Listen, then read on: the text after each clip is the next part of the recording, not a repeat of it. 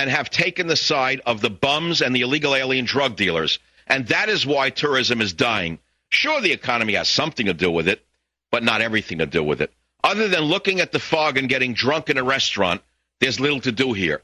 It is an unchild-friendly city. There is nothing for children to do here. Nothing whatsoever. It's a city that hates children. And that's another reason people are not coming here.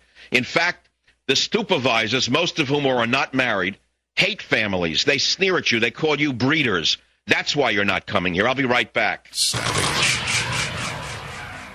The fusion of entertainment and enlightenment. I'm Glenn Beck, weekdays, noon to 3 on Talk 910 KNEW.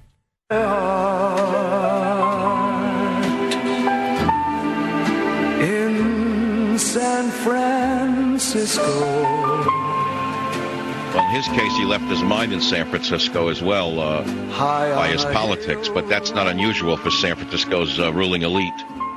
I think they all left their minds in a clothing bag somewhere in 1965, only they don't remember the hotel in which they were staying. We're talking about two major hotels in San Francisco. I'm talking high and notable, defaulting on large loans last month, and the tourism industry being, let's say, on the downturn. Now, certainly the national economy has something to do with it, but not the only thing to do with the downturn in the hotel and tourism trade in this city. There are many other factors, and they're all related to any Tuesum Newsom, the incompetent, bumbling left-wing mayor, and the even more incompetent, radical far-left, anti-family, anti-American board of supervisors. There's not a businessman amongst them. And so I'm asking you, the national audience, the international audience, the Savage Nation, to tell me what you would like to tell these bums would bring you back to this city. I'll be the ombudsman for the city of San Francisco. I'll be the ombudsman for my many friends in the restaurant industry to try and get the city back on track. And I want to hear you. I want you to call the show and give the world a view of what you saw when you came here, okay? A parking meter, for 10 cents, you get 2 minutes in a parking meter. 2 minutes in a meter, 10 cents, and then they pounce on you to give you a ticket if you go in shopping somewhere. You hear this? You hear what they're doing to business here? Now you wonder why people don't come into the city. New York, WR. Dan, you've been here. What did you see here in the city? Dr. Savage, you just struck a nerve when I could tell you I'm a former detective with the NYPD.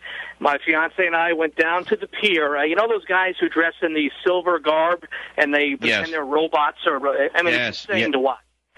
But the atmosphere, and I knew I was in trouble when I went. Yeah, the guy with the silver garb, I understand, is a supervisor as a part-time job. He makes more money as a mime than he does as a supervisor. It's amazing. And when I went to the MoMA and I saw the urinal laying on its back, I knew I was in deep trouble. Wait, where'd you see the urinal? There was a urinal on display at the MoMA in San Francisco. Oh, well, sure. That would be an icon in this city, a urinal. After all, it's used for many different things other than bodily functions, of course. And the nice Midwest ladies, they were asking, did somebody make this? Why is this on display? We don't understand. Yeah, well, see what I say? There's no culture here to speak of. It's a joke. It's something out of a deranged mind. You go into once great museums, and you find almost nothing to look at except traditional collections of art that have been there for a long time, which I love. But the tourists don't go to the traditional collections. They go into some major rooms and they see the shoes of a Yenta who died and left money to the museum. They call that, or a urinal in this case. They put that in the museum. I understand. There's no art here, so you're coming here for something other than the art. What do people come here for? The weather, the beauty, the fog, etc. And that's all beautiful. But that's not enough to sustain a tourist industry. When you have an anti-business, pro-bum, pro-illegal alien, pro-drug dealer administration, what do you think people are going to do? I think it's a microcosm of David Dinkins in New York City in the 1980s and the 1990s. But here's the problem, Dan. You're 100% right, but there's no one waiting on the other side here. There is no Republican Party. There is no conservative representation. There is no pro-business individual waiting to become mayor. They're all about the same. These are incompetent left-wingers who've never run a hot dog stand. leave you with a thank you, Dr. Savage. You inspired several NYPD officers, Boston, Providence, with your coverage of the Oakland outrage and the assassination of those police officers. We all got on planes. We all went out there for the funeral, and your coverage was inspiring. Oh, my God. Last spring when those 4 cops were killed because of the liberal rules of engagement. Yeah, I met 5, 6 NYPDs and a couple SFPDs, wonderful men. We all had dinner down at the wharf in Aliotos. It was a great night, Dan. It was a great night in one way, but it was a very tragic night, of course, in another. I understand that, and I thank you very much. I don't know what we would do without the men in blue. What will we do when the military is destroyed by Obama? What are you going to do when the CIA is gone after Obama? You're going to have his private army to protect you? You're going to have the guy inside the green room protect you, the guy from the streets of Oakland who ran Cop Watch? Is he going to be setting up the new CIA? Is that what this is all about? Attack the CIA and create what? Listen to what Obama said last year when he was running about what he intended to do once he took absolute power. Guys, do you have that ready? When you have it ready, let me know, because the people have to hear this every day until they recognize that we've had a dictator take over the country.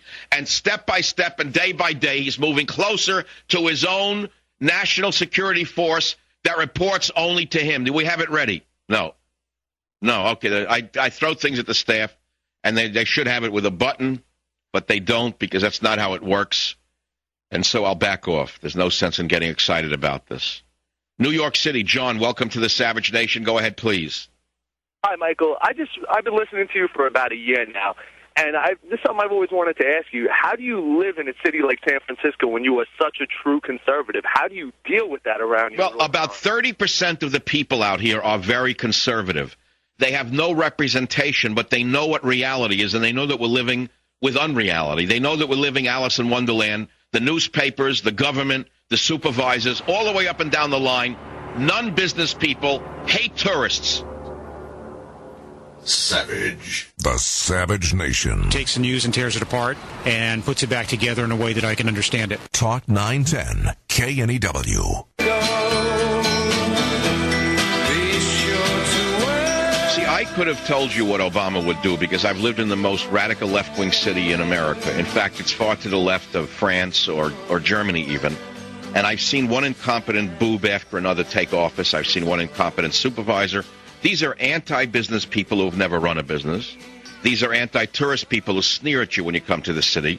They tax hotel rooms thinking there's no limit to how many taxes they can put on you, and they kill the goose that lays the golden egg. Now they're worried that the tourist base is dying, the income is dying, and they're trying to say, well, it's due to the national economy. Certainly that is part of the problem. Anyone who denies that would be a fool. But anyone who says that the reason the hotel business is down and the tourist business is down in San Francisco only because of the national recession would be a fool as well. The fact of the matter is there are tourist horror stories that I'm going to open up here on the Savage Nation. If you have a tourist or tourism horror story, I'd like you to call my show so that perhaps these dumbbells who run the city will come to understand that they've killed the golden goose. And maybe the people, the morons of this city, who think that they're oh so tolerant and they want nothing but tolerant individuals running things, will come to understand that they need hard-nosed business people to save this city. Okay? Let's go down to the callers. Let's start in San Francisco itself. Marilyn on KNEW, go ahead, please. Oh, well, hi. I guess you must know that I'm one of the 30% that's on board with you. I'm with you. I see boondoggle after boondoggle. My poor mother and I are both on disability, and so is my husband, and it's getting more and more exceedingly expensive for all of us mere mortals to live in the city, but we're out in the outer sunset. And just recently, my mother had to spend hard-to-come-by food money so we could build a fence around our garbage, because the garbage Gestapo felt, we need to make the city more beautiful for the tourists who come out there. What do you mean, the garbage Gestapo looks in your cans? Well, you mean they made you cover your garbage out in the outer sunset, but tourists don't go there? I know. Well, we're 3 blocks from the zoo, but still, we had to spend $100 and something to build the fence. Oh, I see what you're saying. The useless employees of the environmental area came out and said your garbage is exposed, cover it with a fence. Right, exactly. Otherwise, we could get... And now, how much do you think that employee cost the city? How much a year in benefits and salary and pension funds did that incompetent moronic college graduate cost the taxpayers. Exactly. All right? Yeah. Okay, thank you. Look, I go out to the areas outside the heartland of the city. See, I'm very fortunate in that I have a couple of different places I stay, and one of which is in the city of San Francisco, and I've been there for years and years and years. I've always had a place in the city. I've also always had a place outside of the city. And I move back and forth at will and at whim, so no one knows where I'm going to be when, because I don't know where I'm going to be when. But the point I'm making is I'm very familiar with the streets, probably more so than the politicians, certainly more so than the supervisors, because I actually walk the streets of the city. They are dirtier than they have ever been. I'd like to know where the street cleaners are. I'd like to know where the street sweepers are. I'd like to know why there is so much garbage in the streets. You know, I love Fisherman's Wharf. I told you that. I want to know why the city does not take one of its prime tourist attractions and put it on the top of the list to clean. Why don't they send street sweepers down there? Why don't they force the homeless, give them a broom and a garbage can and tell them the next time you want to check, come here with a can full of garbage and we'll give you a portion of your check. Every time you bring us a can full of garbage, one of these bright college graduates who Mayor Newsom hired will give you $10. Otherwise, we're not going to give you any more welfare.